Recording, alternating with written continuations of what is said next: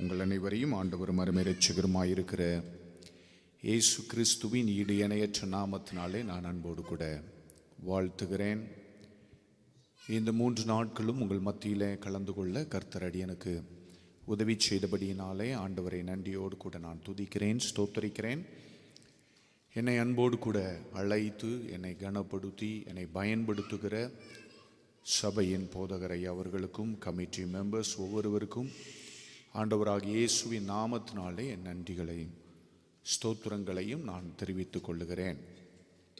நான் ஒரு சாதாரணமான மனிதன், என்னை குறித்து சொல்லுவதற்கு ஒன்றும் இல்லை. அதனால தான் பிரசங்கத்தில் நான் ஒன்றுமே என்னை பற்றி சொல்லலை. ஐயா என் மேலே வைத்திருந்த ஒரு அன்பு நிமித்தமாக அவர்கள் என்னை பார்த்து சொன்னாங்க. அப்படி நான் ஒரு அப்பிரயோஜனமான ஊழியக்காரன், கர்த்தர் எனக்கு கொடுத்த கிருபையை சார்ந்து கொண்டு தேவனுடைய வார்த்தைகளை ஜனங்களுக்கு முன்பதாக பரிசுத்த ஆவியானவரின் துணையோடு கூட காண்பித்து கொடுக்க நான் விரும்புகிறேன்.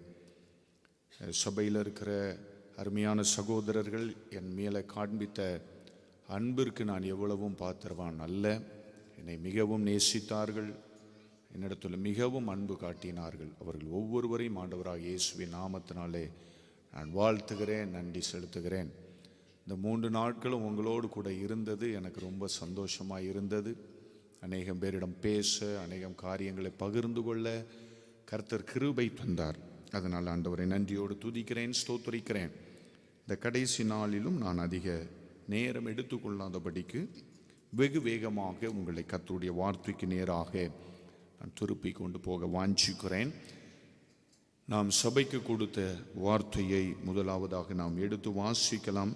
எரேமியா தீர்க்கதரிசன புஸ்தகம் 29வது அதிகாரம் 13 மற்றும் 14வது வசனங்களை நாம் வாசிப்போம். எல்லாரும் சேர்ந்து 912வது பக்கத்தில் எரேமியா 29, 13 மற்றும் 14 வசனங்கள் சேர்ந்து வாசிப்போமா?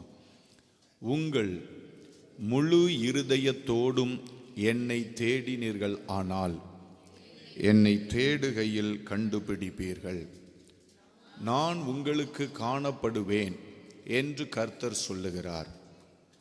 நான் உங்கள் சிறையிருப்பை துருப்பி நான் உங்களை துரத்திவிட்ட எல்லா ஜாதிகளிலும் எல்லா இடங்களிலும் இருந்து உங்களை சேர்த்து நான் உங்களை விலக்கி இருந்த ஸ்தலத்துக்கே உங்களை திரும்பி வர பண்ணுவேன் என்று கர்த்தர் சொல்லுகிறார்.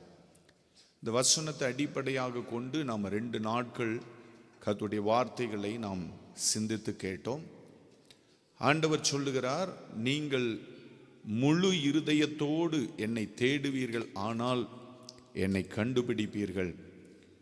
நான் உங்கள் சிறையிருப்பை துருப்பி உங்களை விலக்கி இருந்த ஸ்தலத்துக்கு நான் திரும்பவும் வர பண்ணுவேன் என்று கர்த்தர் சொல்லுகிறார். இந்த வார்த்தைகளை அடிப்படையாக கொண்டு நாம் வாசிக்க கேட்ட வேத பகுதியை நாம் திருப்பலாம். லூக்கா எழுதின சுவிசேஷம் 23வது அதிகாரம்.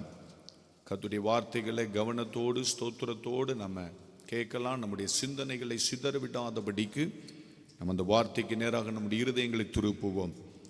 லூக்கா எழுதின சுவிசேஷம் 23வது அதிகாரம் 42, 43 வசனங்களை நாம் வாசிக்க போகிறோம். இயேசுவை நோக்கி, சேர்ந்து வாசிப்போமா? இயேசுவை நோக்கி, ஆண்டவரே, நீர் உம்முடைய ராஜ்யத்தில் வரும்போது அடியேனை நினைத்தருளும் என்றான். இயேசு அவனை நோக்கி, இன்றைக்கு நீ என்னுடனே கூட பரதீசியில் இருப்பாய் என்று மெய்யாகவே உனக்கு சொல்லுகிறேன் என்றார் என்று பரிசுத்த வேதம் நமக்கு சொல்லுகிறது. நம்முடைய ஆண்டவராகிய இயேசு கிறிஸ்து இந்த உலகத்தின் பாவத்திற்காக அவர் சிலுவையிலே அடிக்கப்படும்படி ஒப்பு கொடுக்கப்பட்ட பொழுது அக்கிரமக்காரரில் ஒருவராக எண்ணப்பட்டார் என்ற வேத வாக்கியம் நிறைவேறத்தக்கதாக 2 கள்ளர்களுக்கு நடுவிலே அவர் சிலுவையில் அறையப்பட்டார் என்று பரிசுத்த வேதம் சொல்லுகிறது. அவர் சிலுவையிலே அறையப்பட்டிருக்கிற பொழுது அந்த பக்கமாக போகிறவர்கள் அத்தனை பேரும் இயேசுவை பரிகசித்து, அத்தனை பேரும் இயேசுவை பார்த்து, நீ கிறிஸ்துவானால் உன்னை இரட்சித்துக் கொள்ள வேண்டும் என்று அவரை பரியாசம் பண்ணின பொழுது, அப்படி பரியாசம் பண்ணினவர்களிலே இந்த 2 கள்ளர்களும் உண்டு என்று மத்தேயு எழுதின சுவிசேஷம் 27வது அதிகாரத்திலே நாம் வாசித்து பார்க்க முடியும். 27வது அதிகாரம் மத்தேயு எழுதின சுவிசேஷத்தில் வாசித்து பார்க்கிற பொழுது, சிலுவையில் அடிக்கப்பட்டு மரணத்தை எதிர்நோக்கி கொண்டிருக்கிற 2 கள்ளர்களும் இயேசுவை பார்த்து சொன்னார்கள், நீ கிறிஸ்துவானால் உன்னையும் இரட்சித்துக் கொள்ள வேண்டும், எங்களையும் இரட்சிக்க வேண்டும் என்று சொன்னார்கள். 2 கள்ளர்களும் அப்படி இயேசுவை பரிகசித்ததாக பரிசுத்த வேதம் சொல்லுகிறது. ஆனால் நாம் வாசித்து கேட்ட லூக்கா எழுதின சுவிசேஷத்திலே பரிகசித்த 2 கள்ளர்களில் ஒருவனுடைய ஸ்டேட்மெண்ட், ஒருவனுடைய வார்த்தை, ஒருவனுடைய இயேசுவை குறித்த பார்வை மாறி இருக்கிறதை பரிசுத்த ஆவியானவர் நமக்கு எழுதி வைத்திருக்கிறார். 2 பேருமே இயேசுவை பரிகசித்தார்கள். ஆனால் அந்த 2 பேரிலே ஒருவன் இயேசுவை குறித்த தனது பார்வையை, தனது விசுவாசத்தை அந்த சிலுவையிலே அவன் கண்ட காட்சியினாலே அவனுடைய இருதயத்திலே ஒரு மாற்றம் ஏற்பட்டதை நாம் வாசித்து பார்க்க முடியும். எப்படி ஒரு மாற்றம் அந்த ஒரு கள்ளனுக்குள்ளே நிகழ்ந்தது, எப்படி ஒரு காரியம் அந்த கள்ளனுக்குள்ளே சம்பவித்தது என்றெல்லாம் வேதத்தில் எங்கும் தெளிவாக எழுதப்படவில்லை. ஆனால் நான் விசுவாசிக்கிறேன், இந்த லூக்கா எழுதின சுவிசேஷம் 23வது அதிகாரத்தை நம்ம வாசித்து பார்க்கிற பொழுது, இந்த ஒரு கள்ளன், மனமாற்றம் அடைந்த கள்ளனுடைய ஜீவிதத்தில் இயேசுவை குறித்ததான விசுவாசம் மாறுகிறதற்கு 2 காரியங்கள் இருக்கலாம் என்று நான் விசுவாசிக்கிறேன். ஒன்று இவர் அடைந்த ஆக்கினையின் முகாந்திரத்தை விளக்குவதற்காக, சிலுவையில் அடிக்கப்படுகிற கொலைபாதகர்கள் செய்த குற்றங்களை விளக்குவதற்காக அவர்களுக்கு மேலே ஒரு விலாசம் போடப்படும். இயேசு கிறிஸ்துவுக்கு மேலே ஒரு விலாசம் போடப்பட்டிருக்கிறது. நசரேயனாகிய இயேசு யூதர்களின் ராஜா என்று ஒரு விலாசம் போடப்பட்டிருக்கிறது. இயேசு யூதர்களின் ராஜா என்று எழுதக்கூடாது என்று சொல்லி வேதபாரகர்கள், பரிசேயர்கள், பிரதான ஆசாரியர்கள் பிலாத்துவினிடத்திலே போராடின பொழுது, பிலாத்து சொன்னா, நான் போட்டதுதான் என்று சொன்னார். அதற்கு சில காரணங்கள் இருக்கிறது. இயேசு பிலாத்துவினிடத்தில் நிற்கிற பொழுது பிலாத்து இயேசுவை பார்த்து கேட்ட சில முக்கியமான கேள்விகளிலே 2 கேள்வி ராஜ்யத்தை குறித்ததான கேள்வி. முதலாவது அவர் கேட்டார், நீர் யூதருக்கு ராஜாவோ என்று கேட்டார். இயேசு சொன்னார், நீர் இப்படி சொல்லுகிறீரோ, இல்லை என்றால் மற்றவர்கள் இப்படி சொல்லுகிறார்களோ என்று கேட்ட பொழுது இயேசு திரும்ப அவருக்கு பதில் சொன்னார், என்னுடைய ராஜ்யம் இந்த உலகத்திற்கு உரியது அல்ல. நீர் சொல்லுகிறபடி நான் ராஜாதான், ஆனால் என்னுடைய ராஜ்யம் இந்த உலகத்திற்கு உரியது அல்ல. என்னுடைய ராஜ்யம் இந்த உலகத்திற்கு உரியதாய் இருந்திருந்தால் என்னுடைய ஊழியக்காரர் நான் சிலுவையில் அடிக்கப்படுகிற பொழுது எனக்காக போராடி இருப்பார்கள். அதனாலே என்னுடைய ராஜ்யம் இந்த உலகத்திற்கு உரியது அல்ல என்று சொன்ன பொழுது பிலாத்து கேட்டார் மறுபடி, அப்படியானால் நீர் ராஜாவோ என்று சொன்ன பொழுது இயேசு தன்னை குறித்து சாட்சி கொடுத்தார், நீர் சொல்லுகிறபடி நான் ராஜாதான் என்று காற்பங்கு தேசாதிபதியின் இடத்துல இயேசு தன்னை குறித்து சாட்சி கொடுத்ததை பரிசுத்த வேதம் சொல்லுகிறது. அவ்வளவு தைரியமாக தன்னை ராஜாவாக வெளிப்படுத்தினவர். பரிசுத்த வேதம் அவரை குறித்து சொல்லுகிறது, அவர் பரிசுத்தவான்களின் ராஜா, மகிமையின் ராஜா, நித்தியமான ராஜா என்றெல்லாம் ராஜாக்களை தள்ளி ராஜாக்களை உண்டாக்குகிற ராஜா, நீதியின் ராஜா, என்றெல்லாம் அவரை குறித்து சொல்லப்பட்டிருக்கிறதே, அந்த ராஜாவை குறித்ததான சத்தியத்தை பிலாத்து அறிந்து கொண்டபடியினாலே இயேசு கிறிஸ்துவின் சிலுவைக்கு மேல் அவர் போட்ட விலாசத்தை மாற்ற முடியாது என்று சொன்னார். இவர் ராஜா என்ற விலாசம் போடப்பட்டிருக்கிறது. அதே நேரத்தில் எல்லாரும் இவரை பரிகசிக்கிறார்கள். ஒரு ராஜா எப்படி சிலுவையிலே மரண தண்டனையின் குற்றவாளியாக தொங்க முடியும்? ஒரு ராஜா எப்படி வேதனைகளை சகித்துக் கொள்ள முடியும்? எல்லா ஜனங்களும் அந்த ராஜாவை பரிகசிக்கிற பொழுது இந்த ராஜாவினுடைய முகத்திலே தன்னை பரிகசிக்கிறவர்களை குறித்ததான எந்த ஒரு வெறுப்பும் இல்லை, எந்த ஒரு கோபமும் இல்லை. அவர்களுக்கு மேலே இவருக்கு எந்த விதமான ஆத்திரமும் வரவில்லை. மாறாக சிலுவையில் தொங்கிக் கொண்டிருக்கிற இந்த ராஜா ஒரு வார்த்தை சொல்லுகிறார், பிதாவே, தாங்கள் செய்கிறது இன்னது என்று இவர்கள் அறியாதிருக்கிறபடியினாலே இவர்களுக்கு நீர் மன்னிக்க வேண்டும் என்று சிலுவையிலே மரணத்தை எதிர்நோக்கி கொண்டிருக்கிற ஒரு ராஜா மன்னிப்புக்காக, தன்னை வேதனைப்படுத்துகிறவர்களின் மன்னிப்புக்காக அவர் கதறினதை பார்த்த பொழுது ஒருவனுடைய இருதயத்திற்குள்ளே ஒரு மனமாற்றம் உண்டாயிற்று. அந்த மனமாற்றம் உண்டான உடனே அவர் இயேசுவை பார்த்து கேட்ட கேள்விதான் மிக முக்கியமான ஒரு ஜெபம். இயேசுவினிடத்தில் திரும்புகிற ஒரு மனிதன் இயேசுவை பார்த்து கேட்கிற ஒரு ஜெபம், முக்கியமான ஒரு ஜெபம் அங்கு எழுதப்பட்டிருக்கிறது.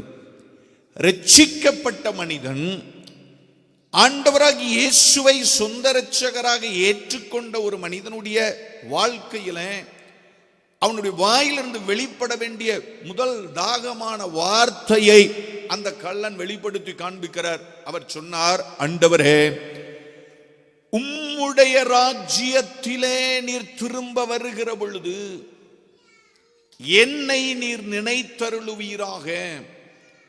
இயேசு கிறிஸ்து ராஜா என்ற சத்தியத்தை அறிந்து கொண்ட அவர், நீ ராஜாவாய் இருக்கிறபடியினால் உமது அதிகாரத்தை பயன்படுத்தி என்னை விடுதலை பண்ணும் என்று அவர் கேட்டிருக்கலாம் உரிமையோடு கூட. ஆனால் அந்த மனிதன் அப்படி கேளாமல், ஆண்டவரே, உம்முடைய ராஜ்யம் வருகிற பொழுது, உம்முடைய ராஜ்யத்திலே நீர் திரும்ப வருகிற பொழுது என்னை நினைத்தருளும் என்று சொல்லி ஒரு அற்புதமான ஒரு ஜெபத்தை அந்த அருமையான மனிதன் கல்வாரி சிலுவைக்கு பக்கத்துல தொங்கிக் கொண்டிருக்கிற பொழுது கேட்டான். அந்த மனிதனை பார்த்து இயேசு சொன்னார், இன்றைக்கு நீ என்னுடனே கூட பரதீசியில் இருப்பாய் என்று ஆண்டவர் ஒரு வார்த்தை சொன்னார். தன்னுடைய ராஜ்யத்தை தேடுகிற மனிதனுக்கு தேவன் கொடுக்கிற வாக்குத்தத்தம், தன்னுடைய ராஜ்யத்தை தேடுகிற மனிதனுக்கு தேவன் கொடுக்கிற வாக்குத்தத்தம் தான், இன்றைக்கு நீ என்னுடனே கூட நான் இருக்கிற ஸ்தலத்திலே நீ இருக்கும்படிக்கு பரதீசு என்று சொல்லப்படுகிற ஒரு வார்த்தையை ஆண்டவர் கல்வாரி சிலுவையில் தொங்குகிற பொழுது அவர் அந்த கல்லனோடு கூட பேசினதை நாம் வாசித்து கேட்டோம்.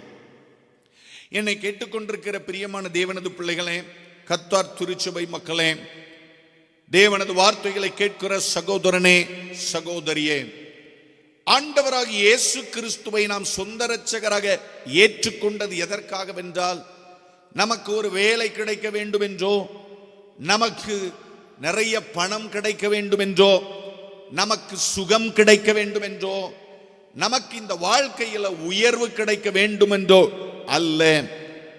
தேவன் எந்த இடத்திலும் நம்மை அழைக்கிற பொழுது, நீ என்னிடத்துல வா, நான் உன்னை ஆசீர்வதித்து பெருக பண்ணுவேன்னு ஆபிரகாமுக்கு சொன்னாரே, அதுபோல நான் உனக்கு மாட மாளிகையை தருவேன், கோடி கோபுரங்களை தருவேன், அப்படி ஆண்டவர் சொல்லாமல், ஆண்டவருடைய முதல் பிரசங்கம் இந்த உலகத்திலே அவர் செய்த பொழுது அவருடைய பிரசங்கத்தின் முதல் வார்த்தை, மனம் திரும்புங்கள், பரலோக ராஜ்யம் சமீபமாயிருக்கிறது என்று பரலோக ராஜ்யத்தை குறித்து அவர் பேசினார். அதனால் தான் அப்போஸ்தலனாகிய யோவான் தனது நிருபத்திலே எழுதுகிற பொழுது சொல்லுகிறார், நித்திய ஜீவனை உனக்கு அளிப்பேன் என்று சொல்லப்பட்டிருக்கிறதே தேவன் நமக்கு தந்த பெரிய வாக்குத்தத்தமாய் இருக்கிறது என்று பரிசுத்த வேதம் நமக்கு சொல்லுகிறது. நமக்கு ஒரு ஜீவனை தருவதற்காக, நமக்கு ஒரு நித்தியமான அசைவில்லாத பரலோக ராஜ்யத்தை காண்பித்து கொடுப்பதற்காக இயேசு இந்த உலகத்திலே இறங்கி வந்தார். இந்த பரலோக ராஜ்யத்தை குறித்த வெளிப்பாடு நம்ம சபைக்கு கொடுத்த வார்த்தையை வாசித்து கேட்டோம் அல்லவா? முழு இருதயத்தோடு என்னை நீங்கள் தேடுவீர்கள் என்றால் உன் சிறையிருப்பை விலக்கி, நான் உன்னை விலக்கி வைத்திருந்த ஸ்தலத்திற்கு நான் உன்னை திரும்பவும் வரப்பண்ணுவேன் என்று எரேமியாவிலே ஆண்டவர் சொன்னாரே, அதுபோல ஒரு காலத்துல மனிதனுக்கு கொடுக்கப்பட்டிருந்த அந்த நித்திய ராஜ்யத்தின் அதிகாரத்தை மனிதன் இழந்து போன பொழுது பரதீசின் வாழ்க்கை மனிதனுக்கு விலக்கி வைக்கப்பட்டது. நம்ம ஆதியாகமத்தின் புஸ்தகத்தில் வாசித்து பார்க்கிற பொழுது ஒரு சில பகுதிகளை நமக்கு இருக்கிற இந்த குறுகிய நேரத்தில் நான் கொஞ்சம் நாம் விளங்கி கொள்வதற்காக சில காரியங்களை, நான் இந்த ராஜ்யத்தை குறித்ததான சில காரியங்களை உங்களுக்கு காண்பித்துக் கொடுக்க விரும்புகிறேன். ஆதியாகமத்தின் புஸ்தகம் 3வது அதிகாரத்தை நாம் திருப்பிக் கொள்ளலாம்.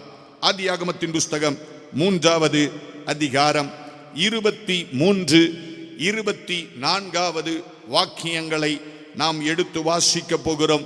பழைய ஏற்பாட்டில் 4வது பக்கம் வேதத்தை திருப்பிக் கொள்ளுங்கள். ஆதியாகமத்தின் புஸ்தகம் 3வது அதிகாரம் 23 மற்றும் 24வது வாக்கியங்கள் சேர்ந்து வாசிக்கலாமா?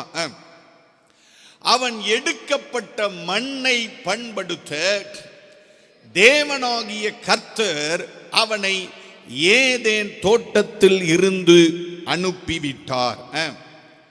அவர் மனுஷனை துரத்திவிட்டு ஜீவ விருட்சத்துக்கு போகும் வழியை காவல் செய்ய ஏதேன் தோட்டத்துக்கு கிழக்கே கேருபீன்களையும் வீசி கொண்டிருக்கிற சுடரொளி பட்டயத்தையும் வைத்தார் என்று பரிசுத்த வேதம் சொல்லுகிறது.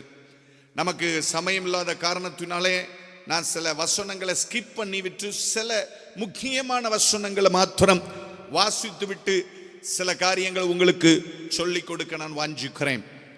ஆண்டவர் மனிதன் இந்த உலகத்துல முதல்ல வைத்த இடத்துக்கு பெயர் ஏதேன், பாரடைஸ், பரதீசு என்று உருவாக்கப்பட்ட இடம் ஏதேன். இந்த ஏதேனுக்குள்ள ஒரு தோட்டத்தை தேவன் உண்டு பண்ணி அந்த தோட்டத்தில் தேவன் மனிதனை வைத்திருந்தார். மனிதன் எப்படிப்பட்டவனாய் இருந்தான்? சாவாமை உள்ளவனாய் இருந்தான். தேவ சாயலின்படி மனிதன் இருந்தான். ஒளியை வஸ்துரமாக தேவன் அவனுக்கு தரிப்பித்திருந்தார். தேவன் தனது சுவாசத்தை மனிதனுக்குள்ளே ஊதினபடியினாலே ஜீவன் நிறைந்த ஆத்துமா உடையவனாய் மனிதன் இருந்தான்.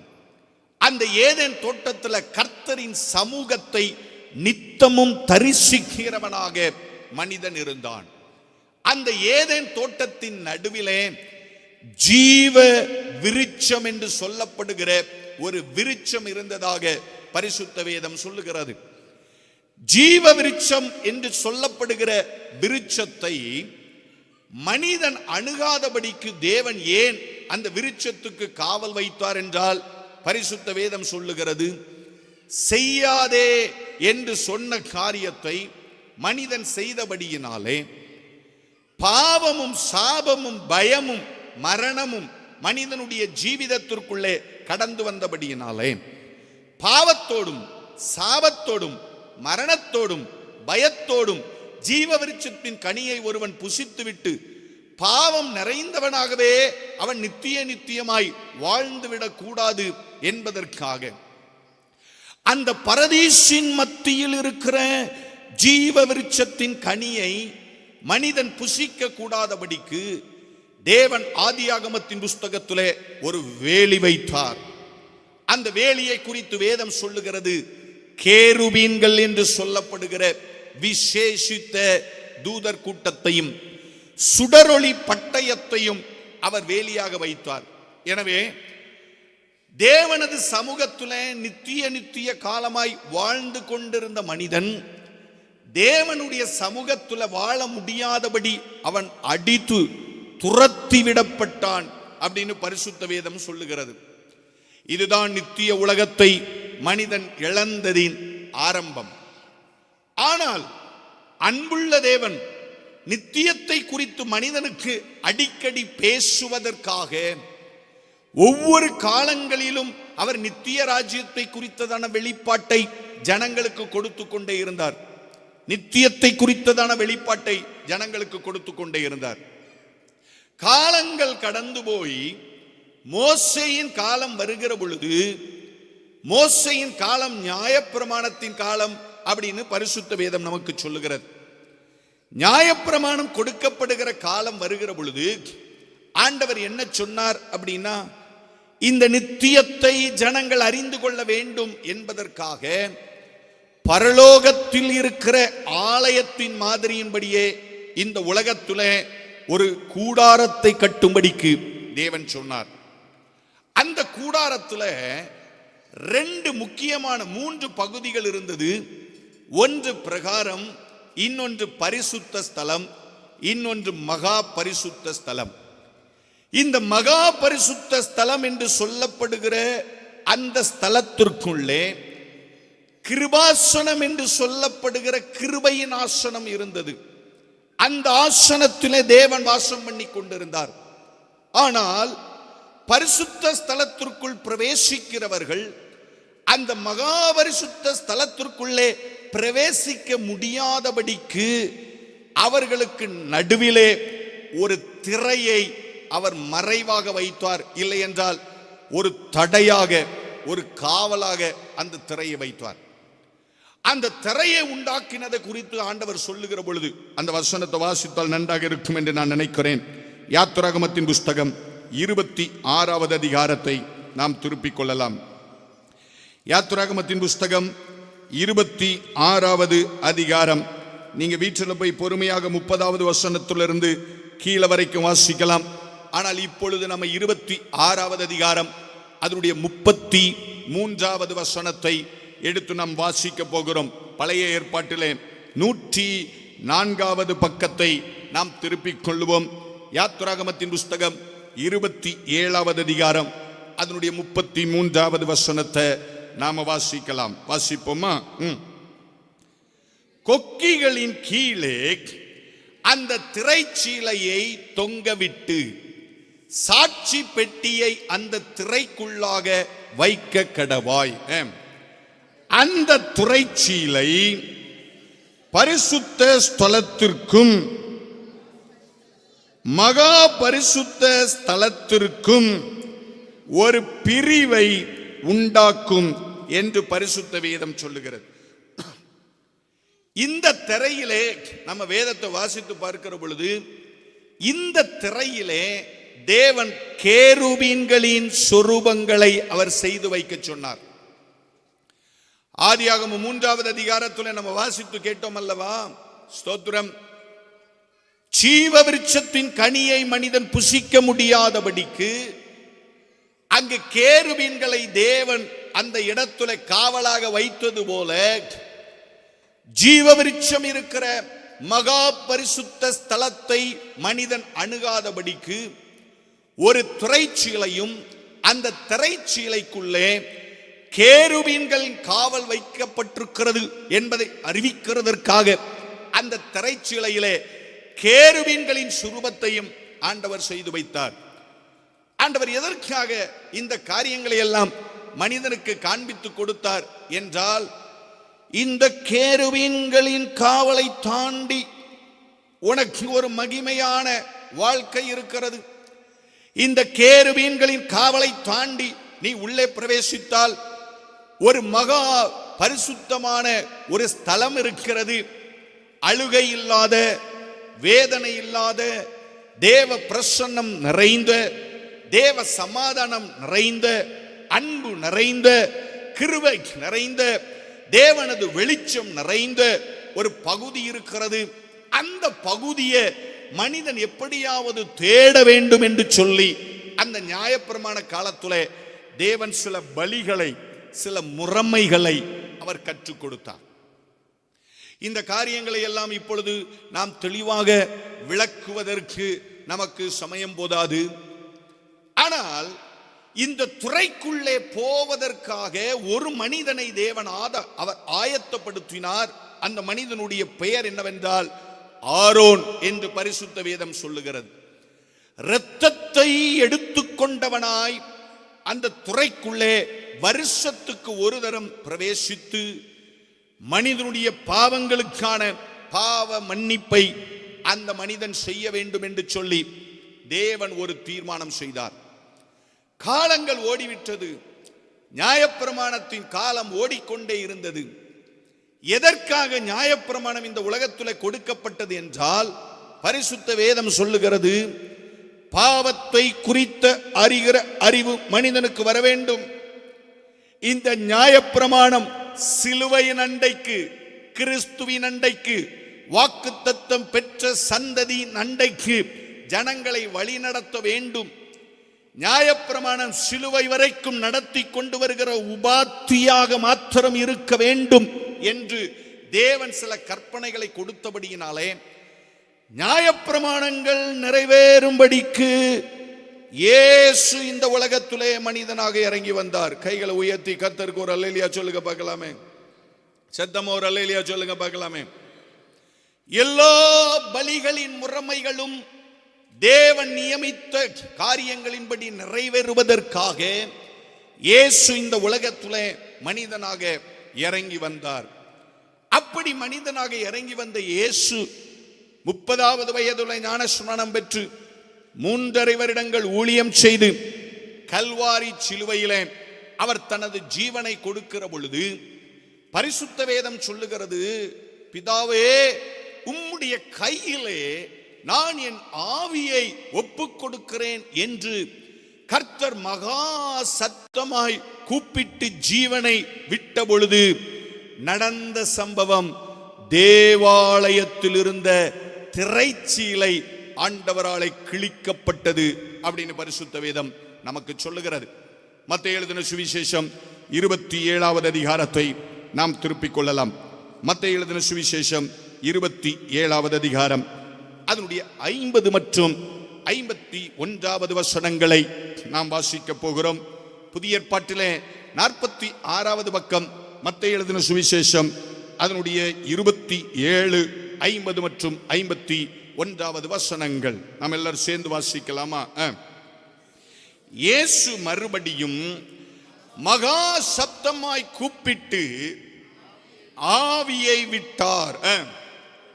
அப்பொழுது தேவாலயத்தின் திரைச்சீலை மேல் தொடங்கி கீழ் வரைக்கும் 2ஆக கிழிந்தது, பூமியும் அதிர்ந்தது, கன்மலைகளும் பிளந்தது அப்படின்னு பரிசுத்த வேதம் சொல்லுகிறது. இயேசு கிறிஸ்துவின் சிலுவையின் மரணம் நல்லா கவனித்து பார்க்கணும். இயேசு கிறிஸ்துவின் சிலுவை மரணம், இயேசு கிறிஸ்து மனுஷ குலத்துக்காக தனது இரத்தத்தை சிந்தின பொழுது மகா பரிசுத்த ஸ்தலத்திற்குள்ளே, பரதீசுக்குள்ளே, தேவ சன்னிதானத்திற்குள்ளே மனிதன் நுழைய கூடாது என்று தேவனே உண்டாக்கி வைத்திருந்த அந்த திரைச்சீலை இயேசுவின் மரணத்திலே கிழிந்தது.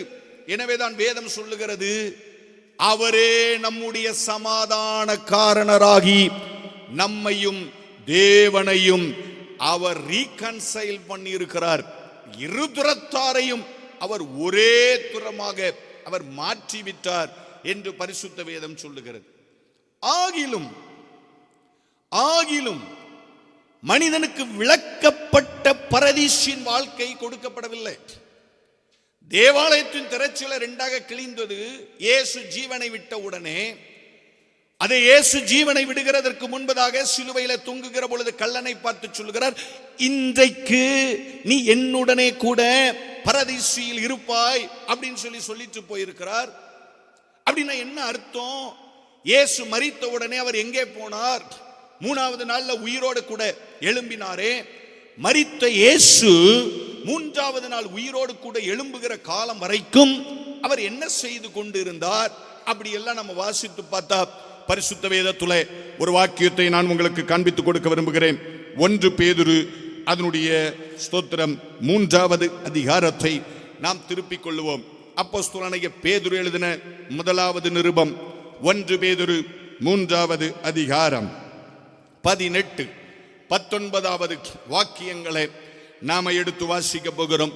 320வது பக்கம் புதிய ஏற்பாட்டில் ரொம்ப கவனமாக அந்த வார்த்தைகளை வாசிக்க கேட்போம். நம்ம எல்லாரும் சேர்ந்து வாசிப்போமா? வாசிக்கலாம்.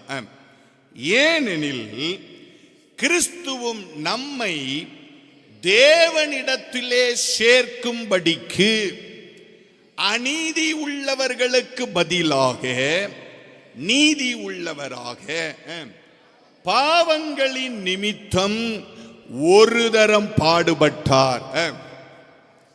அவர் மாமிசத்திலே கொலை உண்டு. அந்த வார்த்தையெல்லாம் ரொம்ப கவனமா நம்ம அண்டர்லைன் பண்ணி வாசிக்கணும்.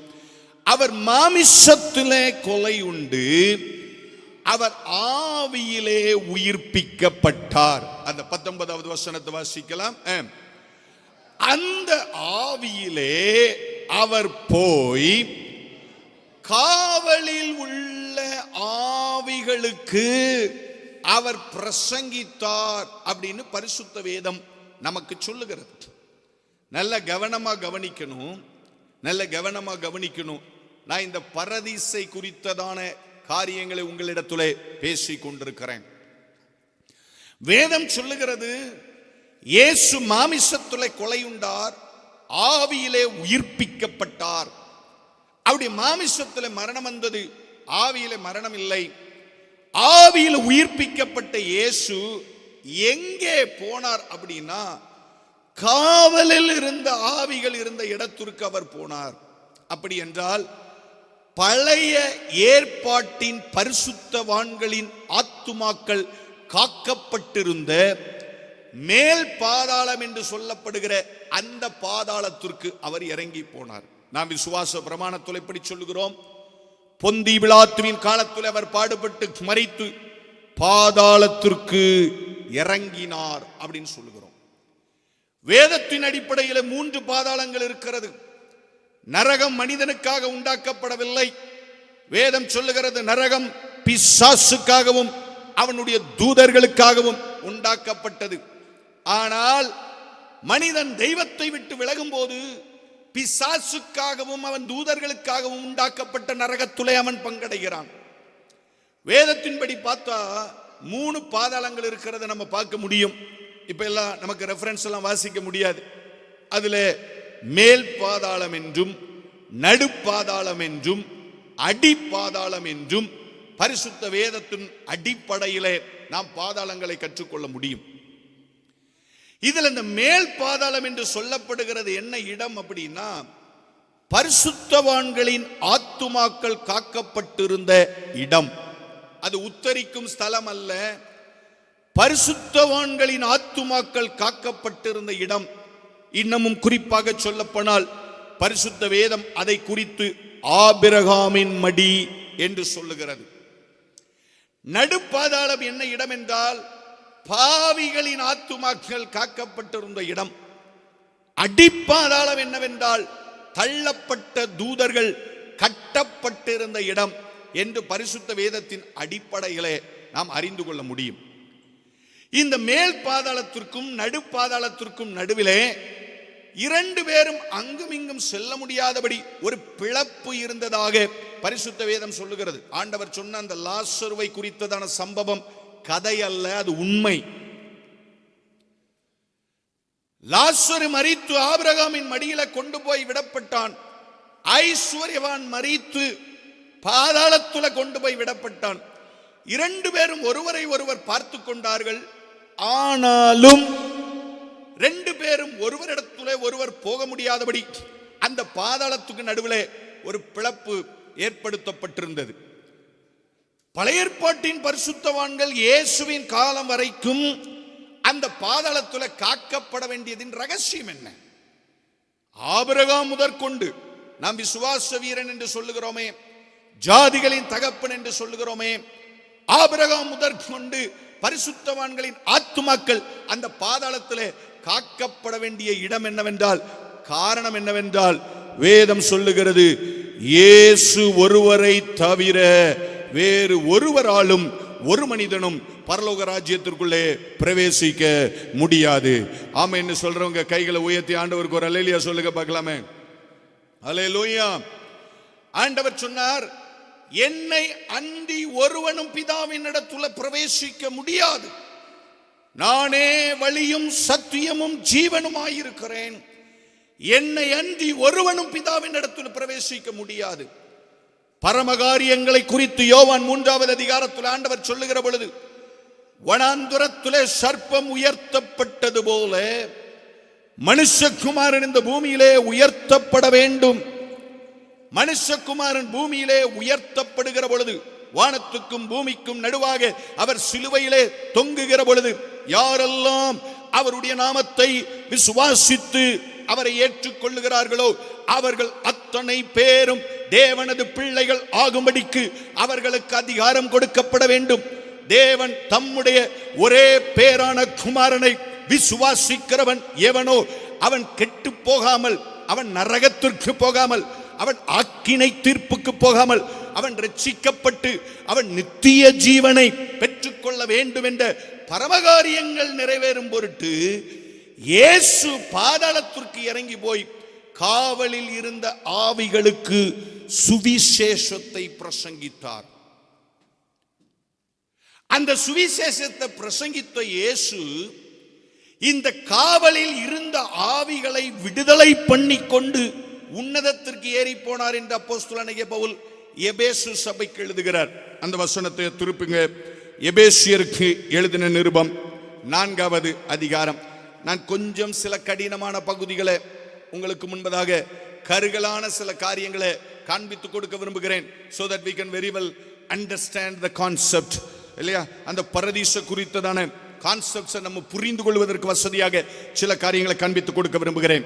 எபேசியருக்கு எழுதின நிருபம் அதனுடைய 4வது அதிகாரம் 8வது வாக்கியத்திலிருந்து 10வது வாக்கியங்கள் வரைக்கும் உள்ள கர்த்தருடைய வசனங்களை நாம வாசிக்க போகிறோம். Page number 266 of new testament, 266வது பக்கம். நம்ம எல்லாரும் சேர்ந்து வாசிக்கலாமா?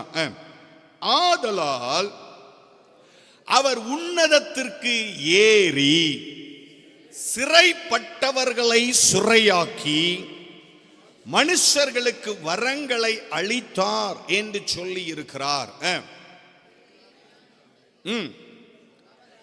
ஏறினார் என்பதினாலே அவர் அதற்கு முன்னே பூமியின் தாழ்விடங்களில் இறங்கினார் என்பது விளங்குகிறது அல்லவா? இறங்கினவரே எல்லாவற்றையும் நிரப்பத்தக்கதாக எல்லா வானங்களுக்கும் மேலாக அவர் உன்னதத்திற்கு ஏறினவருமாயிருக்கிறார் என்று பரிசுத்த வேதம் சொல்லுகிறது. Listen my dear church, listen my dear brothers and my dear sisters. மேல் பாதாளம் என்று சொல்லப்படுகிற பரிசுத்தவான்களின் ஆத்துமா நிறைந்த இடத்திலே இயேசு இறங்கி போனார், சுவிசேஷத்தை பிரசங்கித்தார். இயேசுவின் இரத்தத்தினால் உண்டாகிற நித்திய மீட்பை குறித்த காரியங்கள் அவர்களுக்கு பிரசங்கிக்கப்பட்ட பொழுது இயேசு அந்த அத்தனை பேரையும் விடுதலையாக்கி கொண்டு, சிறையிருப்பை விடுதலையாக்கி, உன் சிறையிருப்பை நீக்கி அத்தனை பேரையும் விடுதலையாக்கி கொண்டு அவர் உன்னதத்திற்கு ஏறி போனார் அப்படின்னு வசனம் சொல்லுகிறது. இதற்கு வேதத்துல வேற ஏதாவது ஆதாரங்கள் இருக்கா ஐயா அப்படின்னா நிறைய ஆதாரங்கள் இருக்கு. அதுல ஒரு காரியத்தை மாத்திரம் சொல்றேன். ஆண்டவர் உயிரோடு கூட எழுந்த பிற்பாடு ஒரு சகோதரி ஓடி வந்து இயேசுவை தொடுவதற்கு வந்த பொழுது இயேசு சொன்னார், என்னை தொடாதே, நான் இன்னும் என் பிதாவின் இடத்திற்கு ஏறி போகவில்லை என்று ஆண்டவர் சொன்னார். மறைக்கப்பட்ட சில ரகசியமான காரியங்களை நான் உங்களுக்கு காண்பித்துக் கொடுக்கிறேன். பரதீசு என்று சொல்லப்படுகிற பரிசுத்தவான்களின் ஆத்துமாக்கள் காக்கப்பட்டிருந்த இடம் இப்பொழுது மேல் பாதாளத்துல இல்லை. எல்லாரையும் விடுதலையாக்கி கொண்டு இயேசு உன்னதத்திற்கு ஏறி போயிருக்கிறார், வானங்களுக்கு மேலாக. அதனால்தான் அப்போஸ்தலனாகிய பவுல் தான் பரதீசுக்கு எடுக்கப்பட்ட வார்த்தையை கொரிந்து சபைக்கு எழுதி காண்பிக்கிற பொழுது 2 கொரிந்தியர் 12வது அதிகாரத்தை நாம திருப்பிக் கொள்ளலாம். 2 கொரிந்தியர் 12வது அதிகாரம் அதனுடைய 2வது வசனம் மற்றும் 3வது வசனத்தை நாம வாசிக்க போகிறோம். 2 கொரிந்தியர் 12வது அதிகாரம் அதனுடைய 2 மற்றும் 3வது வாக்கியங்களை நாம் எல்லாரும் சேர்ந்து வாசிக்கலாம். வாசிப்போமா? கிறிஸ்துவுக்கு உள்ளான ஒரு மனுஷனை அறிவேன். அவன் 14 வருஷத்திற்கு முன்னே 3ஆம் வானம் வரைக்கும் எடுக்கப்பட்டான். அவன் சரீரத்தில் இருந்தானோ சரீரத்திற்கு புறம்பே இருந்தானோ அதை அறியேன், தேவன் அறிவார். அந்த மனுஷன் பரதீசுக்குள் எடுக்கப்பட்டு மனுஷர் பேசப்படாததும் வாக்குக்கு எட்டாததுமாகிய வார்த்தைகளை கேட்டான் என்று அறிந்திருக்கிறேன் என்று அப்போஸ்தலனாகிய பவுல் தன்னை குறித்து அவர் எழுதி கொடுக்கிறதை நாம் வாசித்து பார்க்கிறோம். எபேசியர் 4வது அதிகாரத்தில் ஆண்டவர் வானங்களுக்கு மேலாக கடந்து சென்றார் அப்படின்னு எழுதப்பட்டிருக்கிற வார்த்தையின்படியே இன்றைக்கு இந்த பரதீசு என்று சொல்லப்படுகிற அனுபவம் மேல் பாதாளத்திலே அல்ல, 3வது வானம் என்று சொல்லப்படுகிற பரலோக ராஜ்யத்தை குறித்ததான வெளிப்பாட்டை புதிய ஏற்பாட்டு விசுவாசிகளாகிய நமக்கு காண்பித்துக் கொடுக்கிறது. இயேசுவை நோக்கி பார்க்கிறவனுக்கு பரலோக ராஜ்யம் உண்டு. இயேசுவை முழு இருதயத்தோடு தேடுகிறவனுக்கு நித்திய ராஜ்யம் உண்டு. இயேசுவை முழு இருதயத்தோடு நோக்கி பார்க்கிறவனுக்கு பரலோக ராஜ்யத்தில் அவனுக்கு ஒரு இடம் உண்டு, நித்திய ஜீவன் உண்டு என்பதை வேதம் நமக்கு காண்பித்துக் கொடுக்கிறது. எல்லாவற்றையும் எல்லாவற்றாலும் நிரப்புகிறவர் உன்னதத்திற்கு ஏறி போய் பிதாவின் வலது பார்சத்திலே அதிகாரங்கள் துரைத்தனங்கள் எல்லாம் கீழ்ப்படுத்தப்பட்டதாய் பிதாவின் வலது பார்சத்திலே போய் உட்கார்ந்து இருக்கிறார் அப்படின்னு எபேசியர் 1:20 சொல்லுகிறது. எல்லா வார்த்தைகளையும் நாம் அறிந்திருக்கிறோம். அப்படி என்றால் இந்த தேவனது ராஜ்யம் எப்பொழுதுதான் ஒரு மனிதனுக்கு கொடுக்கப்படும்? இந்த பரதீசுக்குள்ளே, இந்த பரலோக ராஜ்யத்திற்குள்ளே ஒரு மனிதன் பிரவேசிக்க வேண்டும் அப்படின்னு சொல்லி சொன்னா, ஐயா அந்த சம்பவம் என்றைக்கு கொடுக்கப்படும் அப்படின்னா வெளிப்படுத்தின விசேஷம் 2வது அதிகாரத்தை நாம திருப்பிக் கொள்ளலாம். வெளிப்படுத்தின விசேஷம் 2வது அதிகாரம் அதனுடைய 7வது வசனத்தை நாம வாசிக்க போகிறோம். புதிய ஏற்பாட்டிலே 334வது பக்கம், The Book of Revelation chapter 2 verse 7, 2வது அதிகாரம் 7வது வசனத்தை நாம வாசிக்கலாம். சேர்ந்து வாசிப்போமா? ஆவியானவர் சபைகளுக்கு சொல்லுகிறதை காதுள்ளவன் கேட்க கடவன். ஜெயம் கொள்ளுகிறவன் எவனோ அவனுக்கு தேவனுடைய பரதீசின் மத்தியில் இருக்கிற ஜீவ விருட்சத்தின் கனியை புசிக்க கொடுப்பேன் என்று எழுது என்று ஆண்டவர் எபேசு சபையை பார்த்து சொல்லி இருக்கிறதை வேதத்தில் வாசித்து பார்க்கிறோம். ஆண்டவரே உம்முடைய ராஜ்யத்தில் வருகிற பொழுது நீர் என்னை நினைத்துக் கொள்ளும் என்று ஒரு மனிதன் ஜெபம் பண்ணினானே, இயேசுவை உண்மையாய் தேடுகிறவனுக்கு பரலோக ராஜ்யம் கொடுக்கப்படும் என்று பரிசுத்த வேதம் சொல்லுகிறதே. பயப்படாதே சிறுமந்தையே, உனக்கு ராஜ்யத்தை கொடுக்க உன் பிதா பிரியமாய் இருக்கிறார் என்று பரிசுத்த வேதம் சொல்லுகிறதே. இந்த பரலோக ராஜ்யம் யாருக்கு கொடுக்கப்படும் என்றால் ஜெயம் கொள்ளுகிறவனுக்கு. ஜெயம் கொள்ளுகிறவனுக்கு. ஏன் அந்த வார்த்தை ஸ்பெசிபிக்கா எழுதப்பட்டிருக்கிறது? ஜெயம் கொள்ளுகிறவன். ஏன் அந்த வார்த்தை ஸ்பெசிபிக்கா எழுதப்பட்டிருக்கிறது? சபையே, ஆவியானவர் சபைகளுக்கு சொல்லுகிறதை காதுள்ளவன் கேட்க கடவன் என்று ஏன் எழுதப்பட்டிருக்கிறது என்றால் எல்லாருக்கும் அல்ல, ஜெயம் கொள்ளுகிறவனுக்கு. அப்படின்னா என்ன அர்த்தம்? ஒரு பக்கம் இன்னொரு மனிதனுடைய பெயர் சொல்லப்படாமல் இருக்கிறது. தோற்று போகிறவனுக்கு நித்திய ஜீவன் இல்ல, ஜெயம் கொள்ளுகிறவனுக்கு நித்திய ஜீவன் உண்டு. ஜெயம் கொள்ளுகிறவனுக்கு பரதீசின் மத்தியில இருக்கிற ஜீவ விருட்சம் உண்டு அப்படின்னு ஆண்டவர் சொல்லிட்டு போயிருக்கிறார். எதுல ஜெயிக்கணும்? இந்த உலகம் ஜெயிக்கணும் ஜெயிக்கணும்னு ஓடுது. மனுஷன் ஜெயிக்கணும்னு ஓடுறான். இந்த உலகம் எல்லாரையும் ஜெயிக்கணும்னு ஓடுறான். இந்த உலகத்தையே ஜெயித்த ஒரு பெரிய சக்கரவர்த்தி செத்து போகும்போது தன் கையை வெளியே போட்டுட்டு போங்கன்னு சொல்லி சொன்னான். நான் ஒண்ணுமே இந்த உலகத்துல கொண்டு வரல, இந்த உலகத்தை விட்டு வெளியே போகும்போது நான் ஒண்ணுமே கொண்டு போகல. நம்ம எல்லாம் கஷ்டப்பட்டு பாடுபட்டு வேதனைப்பட்டு நம்ம வேலை பார்க்கிறோம், வேலை செய்யறோம், சம்பாதிக்கிறோம், தவறல்ல. வேலை செய்யாதவன் சாப்பிடலாகாது. அதனால நம்ம கஷ்டப்பட்டு சம்பாதிப்பது தவறல்ல. ஆனால் நான் மரித்து போனால் ஒரு ரூபாய் கூட நம்ம கொண்டு போக முடியாது, ஒன்னும் கொண்டு போக முடியாது. ஏக்கர் கணக்கில் நிலத்தை வாங்கி வைக்கலாம் இந்த உலகத்துல. மரித்து போனால் எல்லாரும் பத்திரத்தை எடுத்து பெட்டிக்குள்ள வச்சு அனுப்பிடுவாங்களா? எங்கேயாவது உலகத்துல பார்த்திருக்கீங்களா? சரி, இவர் தானே வாங்கினார் 40 ஏக்கர், அந்த பத்திரத்தை எடுத்து இவர் பெட்டிக்குள்ள வச்சு அனுப்பியிருக்காங்களா? பெட்டியை புதைக்கிறதுக்கு முன்னால பத்திரத்தை எப்படி மாத்தணும்னு தான் ஜனம் யோசிக்குமே தவிர வாங்கினவன் செத்து போயிட்டானேன்னு சொல்லி ஒருத்தனும் கவலைப்பட மாட்டான். எதை ஜெயிக்க வேண்டும் ஐயா? நீயும் நானும் ஜெயிக்க வேண்டிய காரியம் என்ன?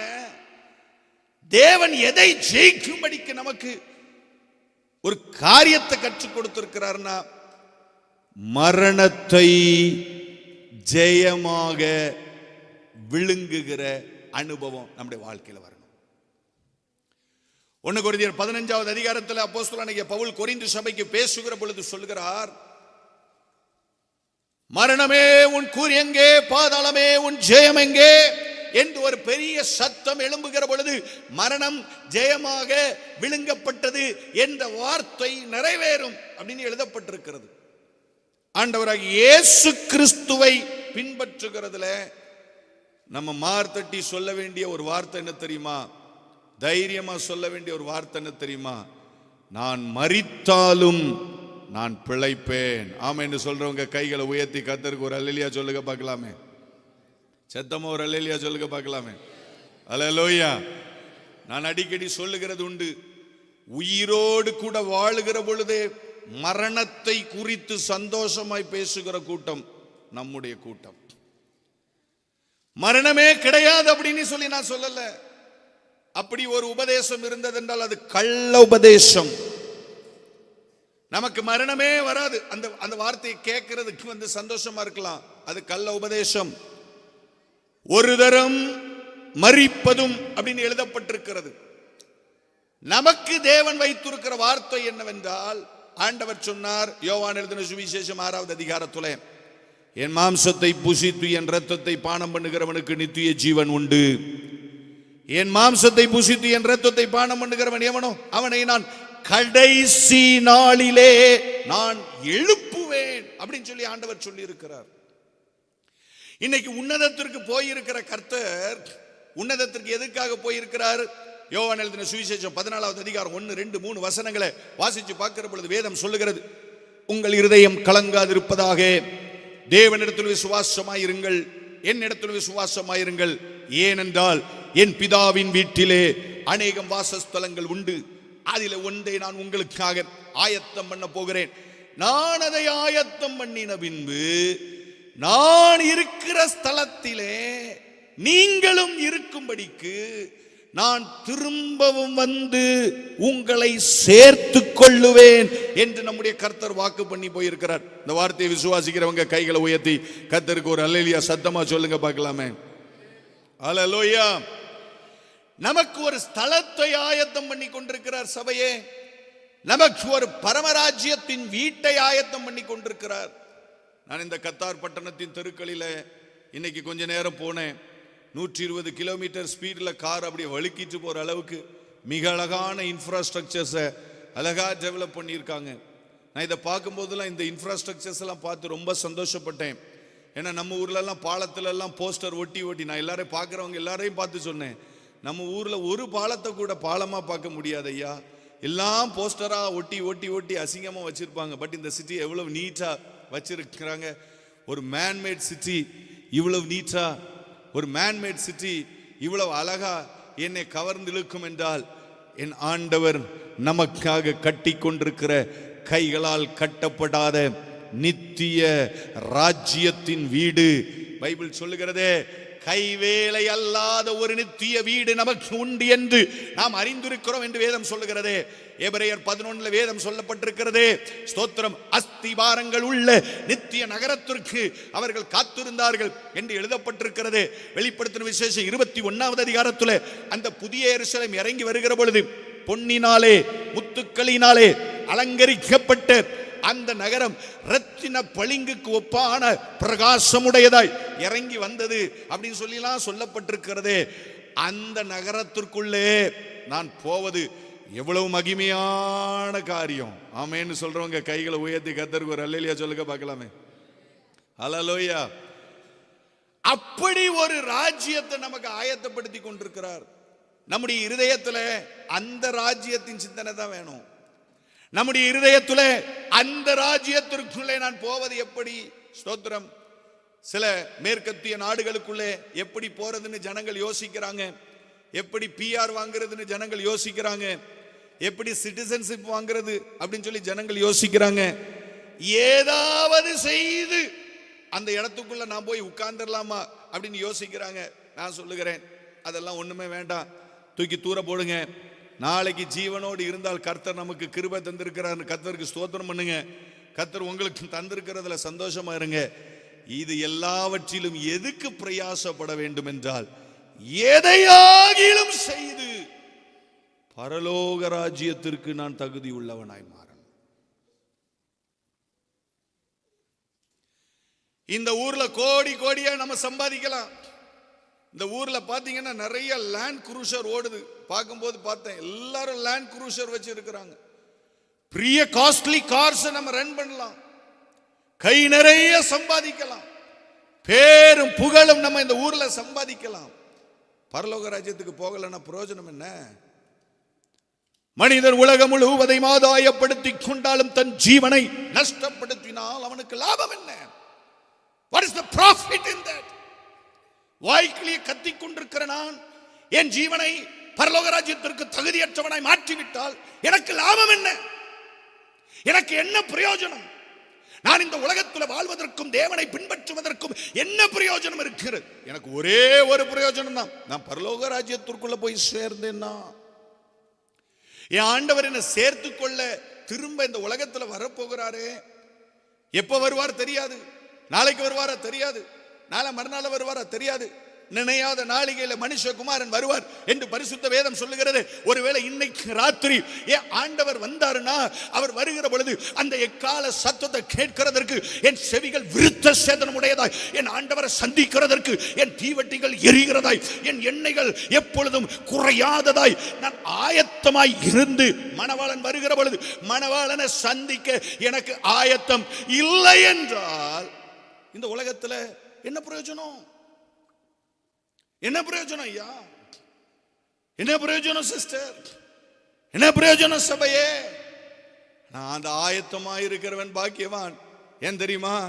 இயேசு இந்த உலகத்தில் வருகிற பொழுது வேதம் சொல்லுகிறது, 1 தெசலோனிக்கேயர் 4:16 வேதம் சொல்லுகிறது, தேவன் தாம் ஆரவாரத்தோடும் பிரதான தூதனுடைய சத்தத்தோடும் தேவ எக்காலத்தோடும் அவர் இந்த உலகத்தில் இறங்கி வருவார்.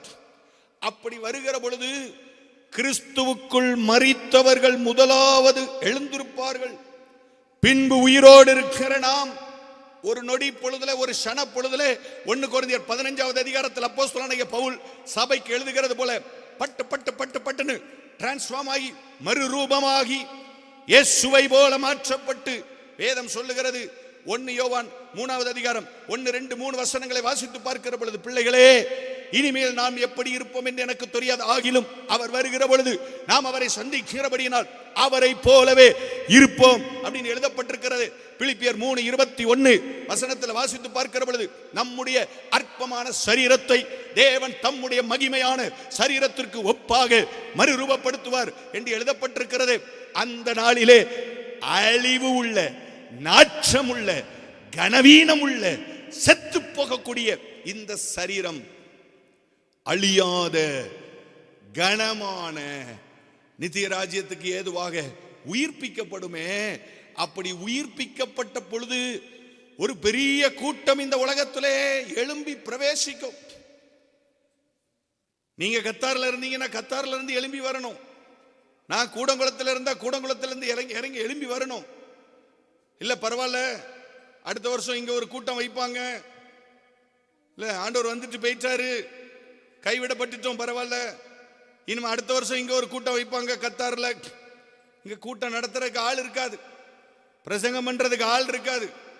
கிருபையின் காலத்தை அலட்சியம் பண்ணினால், கிருபையின் காலத்துல காலாட்களோடு கூட ஓடுகிற பொழுது நம்மளால ஓட முடியலன்னா குதிரைகளோடு ஓட முடியாது. சபையே, கிருபையின் காலத்துல இன்னமும் தீவிரமாக, இன்னமும் ஆயத்தமாக, இன்னமும் பயபக்தியோட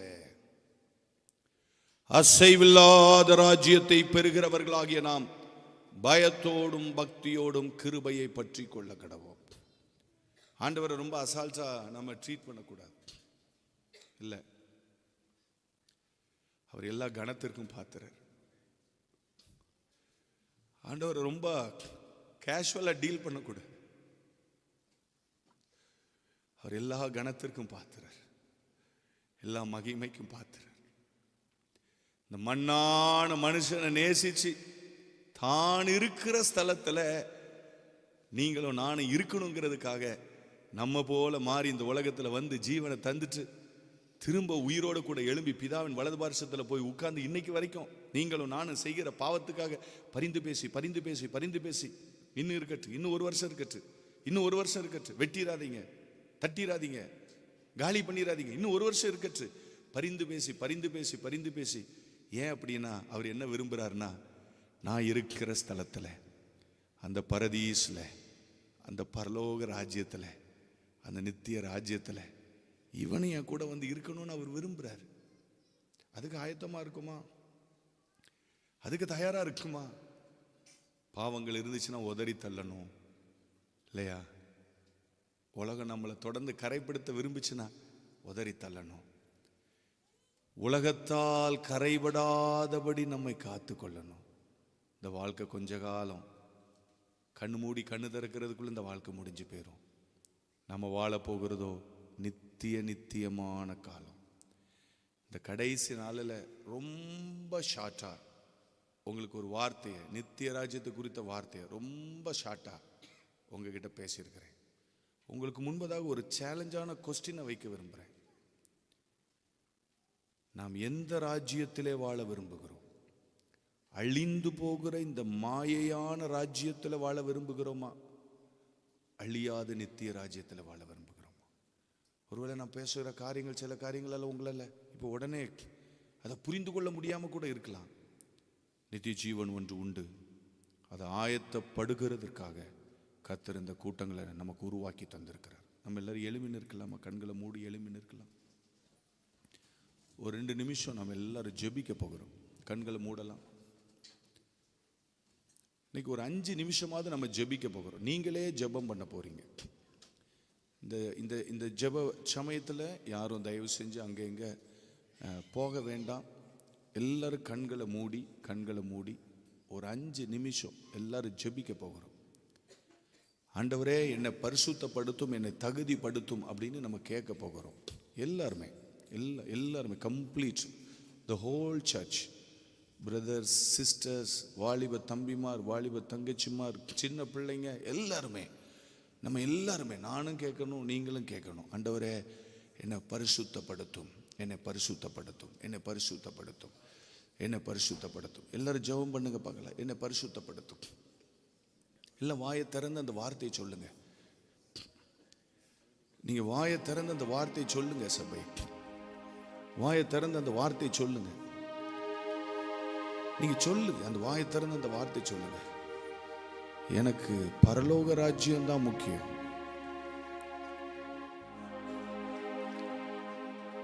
எனக்கு பரலோக ராஜ்யம் தான் முக்கியம். சொல்லுங்க, அந்த வார்த்தையை சொல்லுங்க. தேவன் கேட்கட்டும். Let him hear the voice. தேவன் கேட்கட்டும் இந்த வார்த்தை. நான் கைவிடப்பட்டு போகக்கூடாது, கைவிடப்பட்டு போகக்கூடாது, கைவிடப்பட்டு போகக்கூடாது, கைவிடப்பட்டு போகக்கூடாது. ஆண்டவரே நான் ஆயத்தமாக்கும், என்னை பரிசுத்தமாக்கும். கேளுங்க கேளுங்க சபை. ரொம்ப ஏர்னஸ்டா ஜெபம் பண்ணணும். இந்த ஒரு காரியத்துக்காக ரொம்ப ஏர்னஸ்டா ஜெபம் பண்ணுங்க. ஸ்தோத்திரம். ஆண்டவரே உதவி செய்யும். ஆண்டவரே எப்படியாவது என்னை கழுவு.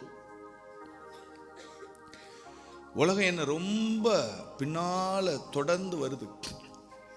என்னை எப்படியாவது கரைப்படுத்திடணும்னு உலகம் முயற்சிக்குது. ஏன் பிசாசு இவ்வளவு ட்ரை பண்றான்? அவனுக்கு நம்மளை பாவத்தில் தள்ளுறதுனால என்ன பெரிய லாபம்? ஒரே ஒரு லாபம் தான். அவனுக்கு கிடைக்காத ஸ்தலம் வேற யாருக்கும் கிடைக்கக்கூடாது அப்படின்னு அவன் நினைக்கிறான். ஆனால் தேவன் என்ன விரும்புகிறார்? அவனுக்கு கிடைக்காத ஸ்தலம் உனக்கு கிடைக்கணும். நீ என்னை முழு இருதயத்தோடும் தேடினால் என்னை கண்டுபிடிப்பாய். நான் உன்னை சிறையிருப்பிலிருந்து விலக்கி உனக்கு விலக்கி இருந்த ஸ்தலத்துக்கு நான் திரும்ப உன்னை வர பண்ணுவேன். ஆதியாகமம் 3வது அதிகாரத்தில் அவர் பரதீசில் இருக்கிற ஜீவ விருட்சத்தின் கனியை விலக்கி வச்சாரு. வெளிப்படுத்தின விசேஷம் 2வது அதிகாரத்தில் அவர் சொல்றாரு, நான் அந்த பரதீசின் மத்தியில் இருக்கிற ஜீவ விருட்சத்தின் கனியை உனக்கு கொடுப்பேன் அப்படின்னு சொல்றாரு. நித்திய ஜீவன் உண்மை உள்ளது சபையே, நித்திய ஜீவன் உண்மை உள்ளது. இயேசு சீக்கிரம் வரப்போகிறார். அவர் உரைத்த அடையாளங்கள் எல்லாம் இன்னைக்கு நடந்து கொண்டிருக்கிறது. மணிக்கணக்காக பேசலாம். அவர் உரைத்த அடையாளங்கள் எல்லாம் நடந்து கொண்டிருக்கிறது சபையே. இயேசு வரப்போகிறார். இன்றைக்கு இயேசு வந்தால், இன்றைக்கு இயேசு வந்தால், இன்றைக்கு இயேசு வந்தால், இன்னைக்கு இயேசு மத்திய ஆகாயத்தில் வந்தார்னா வேர் ஐ வில் பி அப்படின்னு ஒரு கொஸ்டின் கேட்டு பாரு. வேர் ஐ வில் பி, நான் எங்க நிற்பேன்? நான் எங்க நிற்பேன்? பல்லவராஜ்யம் வேணும் அப்படின்னு ஆசைப்படுறது ஓகே. 10 பேர் ஆசைப்பட்டாங்க. 5 பேரை வேதம் சொல்லுது புத்தி உள்ளவன், 5 பேர் வேதம் சொல்லுது புத்தி இல்லாதவன் அப்படின்னு சொல்லுது. நான் புத்தி உள்ளவனா புத்தி இல்லாதவனா? நான் புத்தி உள்ளவன் போல நடிக்கிறேனா, புத்தி இல்லாதவன் போல தெரியாதது போல முழிக்கிறேனா? அதெல்லாம் அன்னைக்கு விளங்கும். நம்ம இன்னைக்கு we have to take a call. நான் எந்த இடத்துல இருக்கிறேன்? நான் புத்தி உள்ளவன் ஸ்தானத்தில் இருக்கிறேன்னா, புத்தி இல்லாதவன் ஸ்தானத்தில் இருக்கிறேன்னா? உனக்கு கொடுக்கப்பட்டிருக்கிற இந்த நாளிலாகிலும், அந்த வார்த்தை எவ்வளவு அழகா எழுதப்பட்டிருக்கு பாருங்க. உனக்கு கொடுக்கப்பட்டிருக்கிற இந்த நாளிலாகிலும் உன் சமாதானத்துக்கு ஏற்றவைகளை நீ சிந்திப்பாயானால் அது நலமாயிருக்கும். இந்த உலகமெல்லாம் ஒரு ஒரு ஒரு செகண்ட்ல அது மறைஞ்சு போகும். சர்ச், இந்த சரீரம் மாயை பாருங்க, ஒரு செகண்ட்ல அது போயிரும் பாருங்க, காணா போயிரும். ஆனா பரலோகத்தில் போன பிற்பாடு அவர் நம்மளை பேர் சொல்லி கூப்பிடுவார். அப்படிலாம் என்ன அருமையான வார்த்தை இல்லை? என் பிதாவுக்கு முன்பதாக, என் தூதர்களுக்கு முன்பதாக நான் அவன் நாமத்தை அறிக்கையிடுவேன் அப்படி ஆண்டவர் சொல்றாரு. Think about that. பேர் பரலோகத்தில் இயேசு சொல்லும் போது ஸ்தோத்திரம், பிரைஸ் காட், எவ்வளவு சந்தோஷமா இருக்கும் யோசிச்சு பாருங்க. பிரைஸ் காட், பிரைஸ் காட், எவ்வளவு சந்தோஷமா இருக்கும் பாருங்க. ஆமென், ஹல்லேலூயா, ஹல்லேலூயா. எவ்வளவு சந்தோஷமா இருக்கும் பாருங்க. அந்த அந்த அந்த நாளை யோசிச்சு பாருங்க, அந்த நாளை யோசிச்சு பாருங்க, அதை யோசிச்சு பாருங்க. உனக்கு முன்பதாக வைக்கப்பட்டிருக்கிற அந்த பரம சந்தோஷத்தை திங்க் பண்ணி பாருங்க. Praise God. இந்த தேகம் அழியும் கூடாரம், இதை நம்பியார் பிழைப்பார். இந்த தேகம் அழியும் கூடாரம், இதை நம்பியார் பிழைப்பார். என் பிதா வீட்டில் வாசஸ்தலங்கள் உண்டு, இயேசுவோடு நான் கூடியிருப்பேன். ஒரு பழைய பாடலின் ஒரு 2 சரணங்களை மாத்திரம் உணர்ந்து பாட போகிறோம். என் பிதாவின் வீட்டில் வாசஸ்தலங்கள் உண்டு, இயேசுவோடு கூட நான் குடியிருப்பேன்.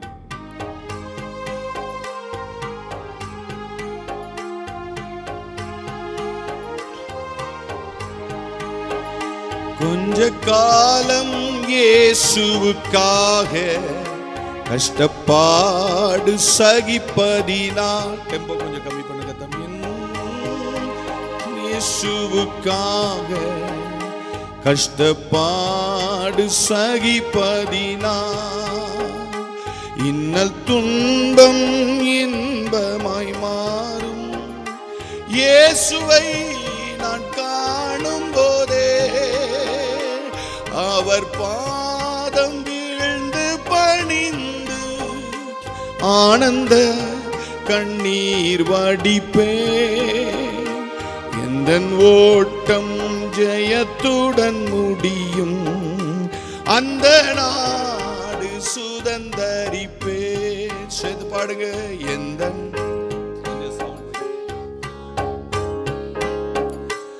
அந்த நாடு சுதந்தரிப்பேன்.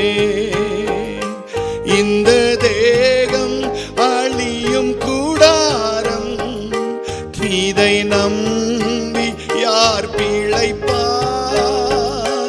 இந்த தேகம் அழியும் கூடாரம், இதை நம்பி யார் பிழைப்பார். என் பிதா வீட்டில் வாசஸ்தலங்கள் உண்டே, இயேசுவோடு நான் கூடியிருப்பேன். என் பிதா வீட்டில் வாசஸ்தலம். சேர்ந்து பாடுங்க அந்த பாட்டு. இருப்பேன் கொஞ்ச காலம் இயேசுவுக்காக கஷ்டப்பாடு சகிப்பதினால் இன்னல் துன்பம் இன்பமாய் மாறும். இயேசுவை நான் காணும் போதே அவர் பாதம் வீழ்ந்து பணிந்து ஆனந்த கண்ணீர் வடிப்பேன். எந்தன் ஓட்டம் ஜெயத்துடன் முடியும்.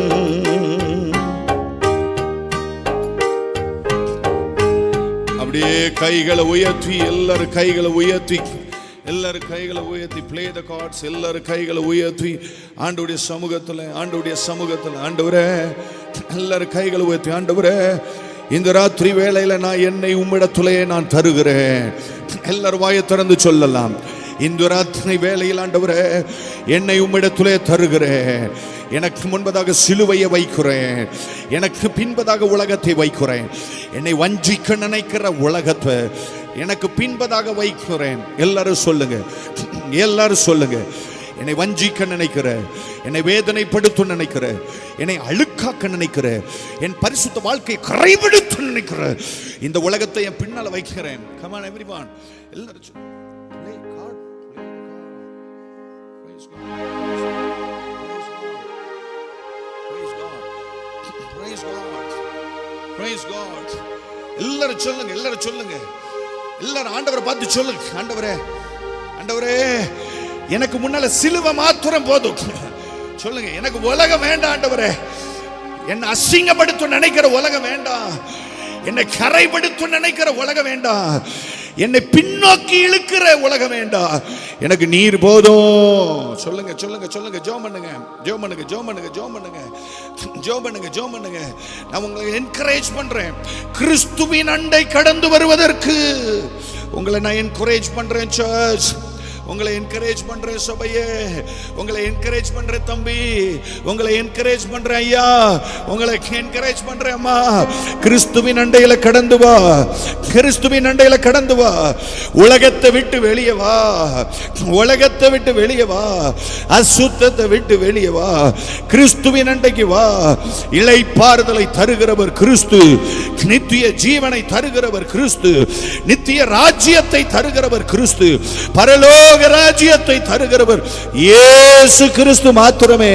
அவரை பற்றிக்கொள், அவரை விடாம பிடிச்சுக்கோ, அவருக்கு பிரியமானதை செய்யி. அவர் என்ன சொல்றாரோ அதன்படி எல்லாம் செய்யி. அவர் எங்க நடக்க சொல்றாரோ அது நடந்து போ. அவர் எதெல்லாம் விட சொல்றாரோ அதெல்லாம் தூக்கி எறி. சில நேரம் நமக்கு ரொம்ப அது பிடிக்கும், அவர் விடுன்னு சொல்றது ரொம்ப நமக்கு பிடிக்கலாம். நெவர் மைண்ட், தூக்கி எறி, தூக்கி எரிஞ்சு போடு. உலகத்துல எல்லாரும் வாழ்றது போல வாழ நம்ம அழைக்கப்படல. we are the separated people, பரிசுத்தமுள்ள ஜனமாய் அழைக்கப்பட்டிருக்கிறோம். ராஜரீகமான ஆசாரிய கூட்டமாய் நாம் அழைக்கப்பட்டிருக்கிறோம். எதற்காகவென்றால் இயேசு வருகிறார், இயேசு வருகிறார், இயேசு வருகிறார்.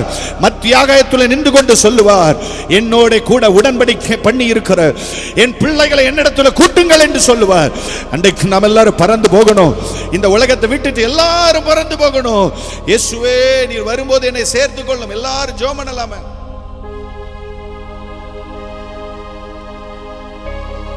Hallelujah Jesus. பரலோக தகப்பனே, இந்த 3 நாட்களுக்காக உங்களுக்கு நன்றி. நான் ஒரு அப்பிரயோஜனமான ஊழியக்காரன், என்னுடைய வேலை மாத்திரம் செய்தேன். உம்முடைய வார்த்தைகள் ஜனங்களுக்குள்ள விதைக்கப்பட்டிருக்கிறது. இந்த 3 நாட்கள் நம்முடைய வார்த்தைகளை கேட்க எவ்வளவு பிரயாசப்பட்டு இந்த பிள்ளைங்க வந்தாங்க அப்படிங்கிறது நீங்க அறிந்திருப்பீங்க. பயங்கரமான வேலைகள், கஷ்டங்கள், அசதிகளின் மத்தியில தேவ சமூகத்தில் வந்திருக்கிறாங்க. இந்த பிள்ளைகளை கர்த்தர் ஆசீர்வதிப்பீராக. இந்த வார்த்தையில் இருக்கிற ஜீவன் பிள்ளைகளை நிரப்பி வெளியே புறப்பட்டு போகும்போது ஒரு புது தீர்மானத்தோடு, ஒரு புதிய பரிசுத்த வாஞ்சையோடு, வைராக்கியத்தோடு கடந்து போக கர்த்தர் அனுகிரகம் தருவீராக. இன்னும் உமக்காக அதிகமாய் உழைக்க, உண்மையும் உத்தமமும் உள்ள ஊழியக்காரனாக வளர கர்த்தர் அனுகிரகம் தருவீராக. இந்த பட்டணத்தில் உமது பிள்ளைகள் ஆசீர்வதிக்கப்பட்டவர்களாக இருப்பார்களாக. உமது பிள்ளைகளின் போக்கிய வரத்தை கர்த்தர் ஆசீர்வதிப்பீராக. உமது பிள்ளைகளின் உச்சம் தலையிலே யோசேப்புக்கு மேலே தேவ தயவு இறங்கி இருந்தது போல பிள்ளைகளின் உச்சம் தலைக்கு மேலே தேவ தயவு இறங்கி இருப்பதாக. ஆண்டவரே, உமது பாதுகாப்பு இருப்பதாக, உம்முடைய பராமரிப்பு இருப்பதாக, உம்முடைய தயவு பிள்ளைகளை வாழ வைப்பதாக. நித்திய ராஜ்யத்துக்கு ஆயத்தப்படுகிறவர்களாய், அநேகரை ஆயத்தப்படுத்துகிறவர்களாய் கர்த்தர் மாற்றுவீராக. சபையை ஆசீர்வதிப்பீராக, சபையை பெருக பண்ணுவீராக. சபைக்குள்ள அக்கினி அபிஷேகம் இறங்கி தங்கி இருப்பதாக. சபைக்குள்ள கால் வைக்கிறவர்கள் ஜீவனை பெற்றுக் கொள்வார்களாக, ஜீவ தேவனை அறிந்து கொள்வார்களாக. சிறு பிள்ளைகள் உமக்காக வைராக்கியமாய் எழும்பட்டும், வாலிபர்கள் உமக்காக வைராக்கியமாய் எழும்பட்டும். ஆண்டவரே, உம்முடைய வருகைக்கு ஒரு திரளான கூட்டத்தை கர்த்தர் ஆயத்தப்படுத்தும். எல்லா துதி கன மகிமை உங்களுக்கு தருகிறோம். இயேசு கிறிஸ்துவின் நாமத்தில் ஜெபிக்கிறோம் எங்கள் ஜீவன் உள்ள நல்ல பிதாவே, ஆமென்.